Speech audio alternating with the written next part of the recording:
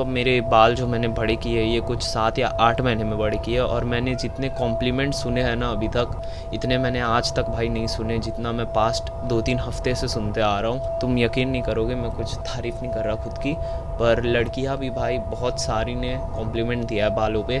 तो ये भाई मेरे लिए बहुत नई बात रही है, क्योंकि इतने कॉम्प्लीमेंट्स भाई कभी मिलते नहीं थे। साल में 1-2 मिल जाए वो भी बहुत बड़ी बात थी, पर आजकल बहुत कॉम्प्लीमेंट मिल रहे बालों को लेके। तो भाई यूट्यूब पे मेल्स का ना सबसे ज़्यादा सर्च करने वाला टॉपिक में यही सब रहता है कि अपने बाल कैसे लंबे करें, अपने बाल कैसे थिक करें, how to find your perfect hair style, मतलब यही सब रहता है। तो आज मैं तुम्हें बताऊंगा कि how to find your perfect hair style that suits your face, और अपने बाल कैसे थिक करें और लंबे कैसे करना है। पूरा स्टेप बाय स्टेप आज मैं तुम्हें एक गाइड दूंगा कि तुम भी अपना एक ड्रीम परफेक्ट हेयर स्टाइल अपने लिए फाइंड कर पाओगे। मैं तुम्हें एक 360 दे देता हूँ।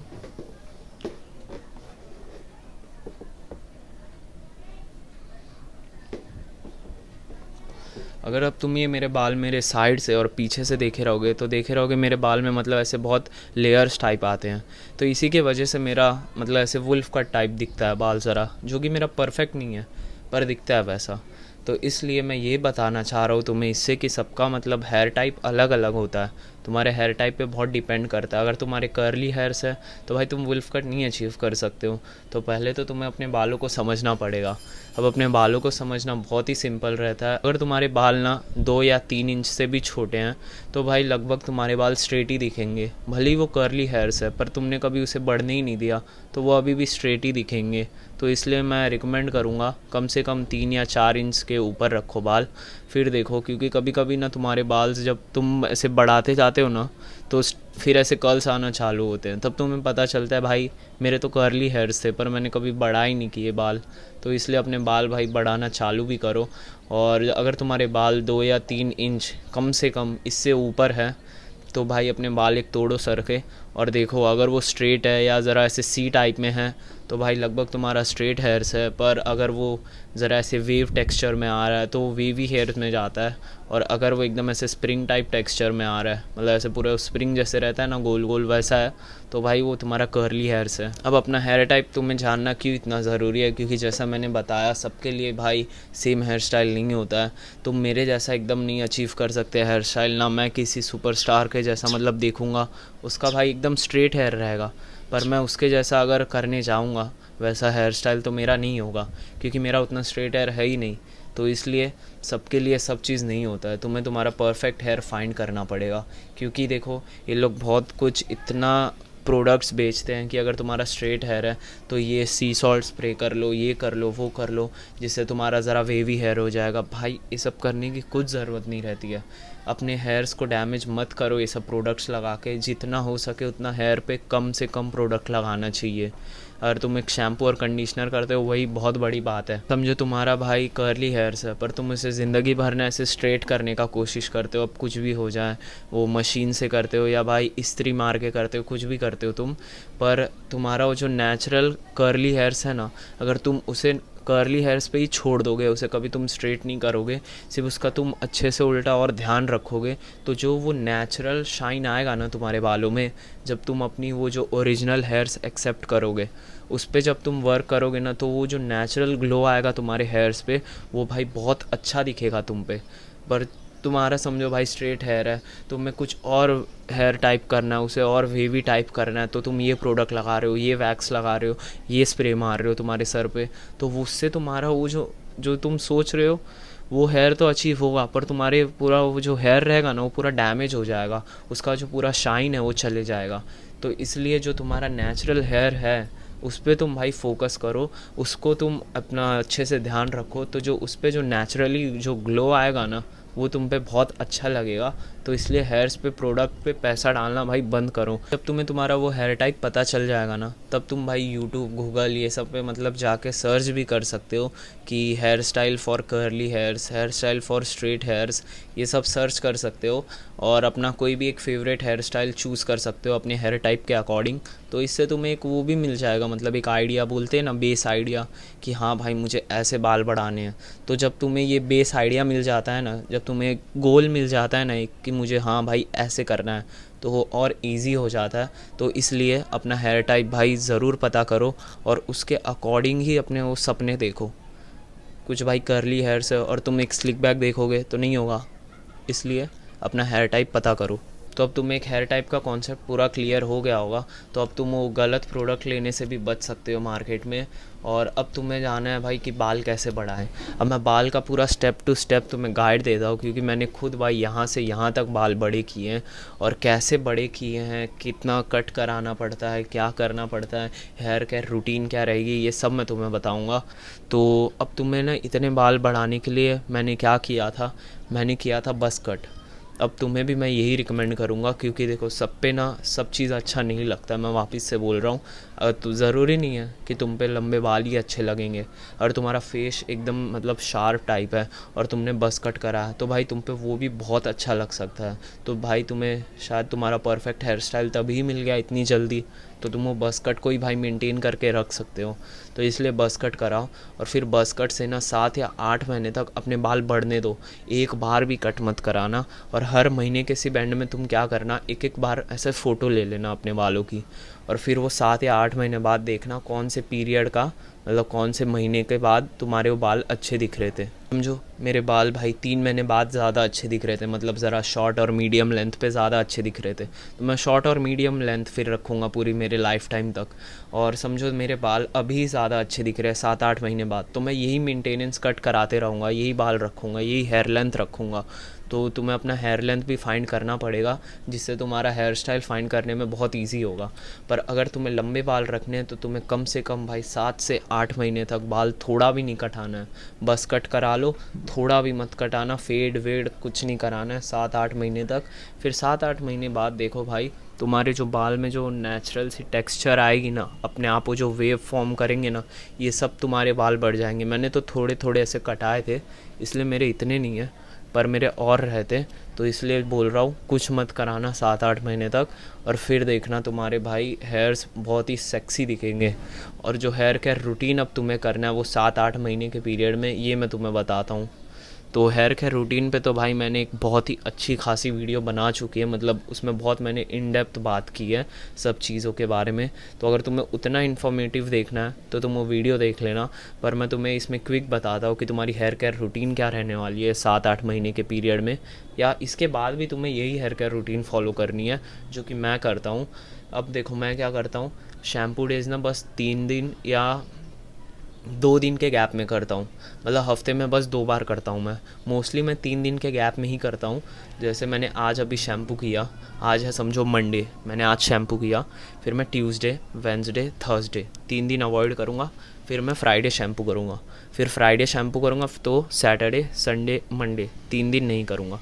ये 3 दिन मैं बस पानी से मेरे बाल धोऊँगा। तो तुम्हें भी अब से ऐसा करना है, क्योंकि जो लोग डेली शैम्पू करते हैं उन्हें तो भाई या तो शैम्पू का मतलब नहीं पता, क्योंकि शैम्पू ना तुम्हारा पूरा वो जो गंदगी रहता है वो साफ़ करता है, और उसके साथ साथ वो तुम्हारे वो जो नेचुरल शाइन रहता है ना, जो ग्लो रहता है, जो तुम देखते हो इतने सिल्की दिख रहे हैं इसके बाल, वो सब तुम्हारे भाई छीन लेता है वो शैम्पू। अगर तुम डेली लगाते जाते हो तो तुम्हें इतना ज़रूरत नहीं रहता है। तुम अगर 3 दिन में एक बार भी लगाओगे तो बस रहता है, बाकी डेली पानी से धोया करो तो काम हो जाएगा तुम्हारा।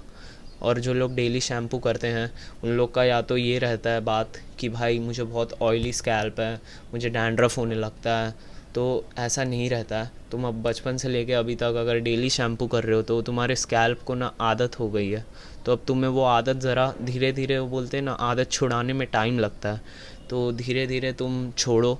3 दिन ऐसे करते जाओ। स्टार्टिंग के कुछ 1 महीने में तुम्हें ऐसे लगेगा भाई ऑयलिंग हो रहा है बहुत, बालों में ऐसे डैंड्रफ हो रहा है, ये सब दिक्कत तुम्हें लगेगा, पर धीरे धीरे तुम्हारा फिर वो स्कैल्प ना अडेप्ट कर लेगा। तो इसलिए कुछ महीने ही लगेंगे, पर तुम्हें भाई डेली शैम्पू करना बिल्कुल ही अवॉइड करना है, तुम्हें 3 दिन करना है। और शैम्पू ना भाई स्कैल्प पे ही लगाना, कम से कम हो सके बालों पे लगने देना, जितना कम से कम हो सके उतना, क्योंकि भाई तुम्हें तुम्हारे स्कैल्प साफ़ करने, तुम्हारे बालों पे नहीं घसना रहता शैम्पू। और फिर उसके बाद जब तुम कंडीशनर करोगे, मैं भाई पर्सनली ना कंडीशनर यूज़ करता हूँ, क्योंकि मैं बीच में कंडीशनर अभी यूज़ कर रहा था तो भाई मुझे बहुत हेयर फॉल होने लगा था, जो कि बचपन से लेके भाई अभी तक मैं जेन्युइन बता रहा हूँ, मेरे बाल बहुत थिक रहते हैं और मुझे घंटा एक हेयर फॉल नहीं होता था, और अगर हो भी जाता था तो तो 1-2 होता था और मेरे को एक बाल भी मेरे वाइट नहीं दिखे हैं। पर जब से मैं कंडीशनर यूज़ किया था कुछ महीनों में, भाई मेरे हेयर फॉल ना बहुत बढ़ गए थे। तो इसलिए मैंने कंडीशनर बंद कर दिया, मैं बस शैम्पू यूज़ करता हूँ। तो मैं तुम लोग को रिकमेंड करूँगा कंडीशनर यूज़ किया करो शैम्पू के बाद। अगर देखो हेयर फॉल हो रहा है तुम्हारा, कुछ मतलब बाल और ख़राब हो रहे हैं, तो कंडीशनर मत यूज़ करो, पर शैम्पू तुम्हें 3 दिन का गैप लेके ही करना है। तो सिंपल सा हेयर केयर रूटीन तो यही रहता है।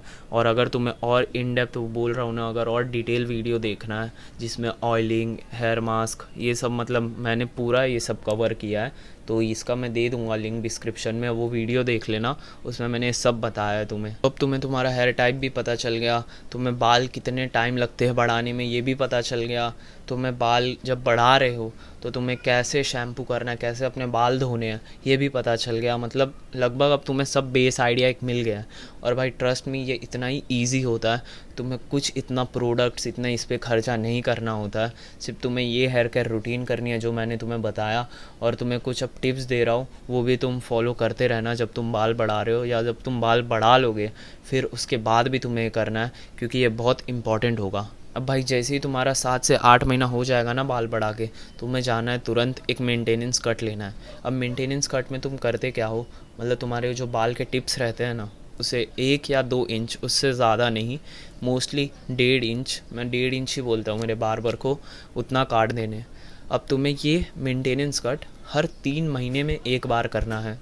जैसे ही तुम्हारा वो 7-8 महीना हो गया, तुमने वो 7-8 महीने में एक भी बार बाल नहीं कटाना है। फिर वो 7-8 महीने बाद तुम जाके एक मेंटेनेंस कट लोगे, अपने बार्बर को बोलोगे मुझे बस मेरे बाल सेट करने हैं, उसे ये बोलना बस मुझे मेरे बाल सेट करने हैं, छोटे नहीं करने हैं। तो उसे बताना कि भाई मेरे बाल के टिप्स ये जितने भी हैं आगे पीछे सबके 1 से 2 इंच मैक्सिमम बस उड़ा दो ऊपर के टिप।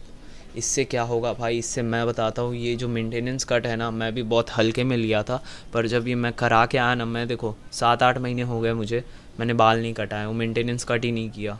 फिर जब कुछ 9-10 महीने हुए तब मुझे बहुत एकदम ऐसे डैमेज लगता था। मैं बोलता था मेरे हेयर्स पे ना मैं कुछ लगा रहा हूँ ना कुछ, तभी भी क्यों इतने डैमेज दिख रहे हैं, ऐसे ड्राई क्यों दिख रहे हैं। पर जब मैं ऐसे मेंटेनेंस कट करा के आया, फिर उसके बाद भाई मेरे हेयर्स जो स्मूथ हुए ना, मतलब मैं ऐसे हाथ डालता था भाई, हाथ नहीं निकलता था मेरे सर से। फिर जब मैं ऐसा हाथ डाल रहा हूँ मेंटेनेंस कट कराने के बाद, तब मेरे हाथ एकदम ऐसे स्मूथली जा रहे हैं बालों में, बाल में एकदम अलग ही वो शाइन आ गई है, बाल ऐसे लग रहा है भाई वापस से नए हो गए एकदम। तो वो डैमेज भाई अच्छा खासा निकाल देता है मेंटेनेंस कट, जो भी तुम्हारे वो स्प्लिट हैंड्स रहते हैं ना ऊपर के, वो सब अलग हो जाते हैं। तो इसलिए मेंटेनेंस कट बहुत इंपॉर्टेंट रहता है, मैंने इग्नोर किया था, पर तुम मत करना। तो अब जो फाइनल चीज़ है वो रहने वाला है कैप। कैप पहनना चालू करो, क्योंकि ये जो कैप है ना, इसका इतना सारा मिथ फैला है कि अगर तुम कैप पहनते हो तो भाई तुम्हारे बाल झड़ते हैं, तुम्हारे हेयर फॉल होता है, ये होता है वो होता है, जो कि एकदम भाई बकवास है। अब तुम्हें कैप कब पहनना है, कैप तुम्हें हमेशा तब पहनना है जब तुम ट्रैवल करते हो भाई, मस्ट पहनो। क्योंकि मैं जब भी अपने कॉलेज से मतलब घर आता हूँ या घर से कॉलेज जाता हूँ, कुछ भी मतलब ऐसे ट्रैवल करता हूँ जब, तो मैं ऐसे गौर करता था कि मैं घर से निकला तब तो मेरे बाल एकदम ही अच्छे थे, मैं नहा के निकला था, और जब मैं कॉलेज पहुँचता था तब मेरे बाल भाई एकदम ऐसे सूख जाते थे, एकदम ऐसे मुरझा गए हैं भाई, कुछ जान ही नहीं बची मेरे बालों में। तो जब मैंने ये नोटिस किया तो ये किससे होता था, फिर जो मैं ट्रैवल करता था उसमें जब मेरे बालों पे जो हवा लगता था ना उस पे होता था।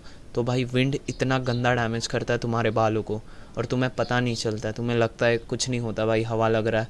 तो अगर तुम्हें ट्राई भी करना है तो एक बार अपने बाल भाई एकदम अच्छे से, तुम घर में रहो, फिर अपना स्कूटी निकालो जाके और स्कूटर चला के आओ भाई, और देखो भाई तुम्हारे बाल, और कुछ मत पहनना ऊपर हेलमेट वेलमेट, फिर देखना तुम्हारे बाल वो जो हवा लगता है ना पूरा एकदम ऐसे सुखा देता है तुम्हारे बाल, एकदम मतलब एकदम चिड़िया का घोंसला हो जाता है भाई।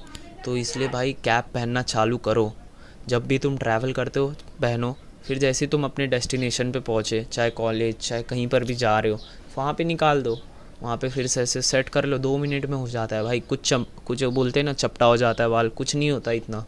पर जो तुम्हारे बाल एकदम ऐसे ड्राई भूसे जैसे हो जाते हैं ना, वो तो तुम कुछ नहीं कर पाओगे, वो जब तक तुम अपने हेयर वॉश नहीं करोगे फिर से, वो तब तक ठीक ही नहीं होता है भाई। तो पूरे दिन वैसे ड्रायर हेयर रहने से अच्छा जब भी तुम ट्रैवल करते हो तो कैप पहनो। और कैप अगर तुम पहनोगे तो उसका एक और एडवांटेज रहता है, वो तुम्हारे सन रेज जो रहता है ना उससे तुम्हारे हेयर्स को बचाता है। तो हीट डैमेज भी बहुत करता है तुम्हारे हेयर्स को, अगर तुम मतलब सिटीज़ में रहते हो तो तुम देखना, अगर तुम ऐसे चल रहे हो कहीं चल वल के जा रहे हो तो जो अभी गर्मी का मौसम फ़िलहाल चल रहा है तो जो सनरेज़ आता है वो तुम्हारे भाई पूरे बाल को एकदम ऐसे सुखा देता है पूरा, मतलब इससे भी तुम्हारे बाल बहुत ड्राई और फ्रीज़ी हो जाते हैं। तो इसलिए कैप पहनना चालू करो। ये मैंने बहुत मतलब हल्के में लिया था ये, और इससे मेरा हेयर बहुत डैमेज हुआ था, पर अब मैं कैप पहनना चालू करता हूँ ट्रैवलिंग में। इससे मेरे बाल भाई अब कुछ डैमेज नहीं होते, और जब मैं कॉलेज भी पहुँचता हूँ तो मेरे बाल पूरे कॉलेज में भी भाई ऐसे स्मूथ ही रहते हैं, इतने कुछ ड्राई और फ्रीज़ी नहीं रहते हैं। तो तुम्हें भी अब गुड लक तुम्हारे हेयर बढ़ाने में, और सिर्फ अपने भाई बालों पे स्टिक रहना, ये नहीं कि जाके भाई कटा दूँ। 3-4 महीने हुए भाई, ज़्यादा बड़े लग रहे हैं यहाँ के वहाँ के, बीच के जाके कटा देता हूँ थोड़े, नहीं भाई 7-8 महीने तक छोड़ देना, तभी तुम्हें वो रिज़ल्ट दिखेगा। मैं भी पागल हो जाता था भाई गर्मी से, पर मैंने वो पेशेंस रखा, 7-8 महीने तक बढ़ा दिया, और तब जाके भाई ऐसे मतलब बाल हुए थोड़े।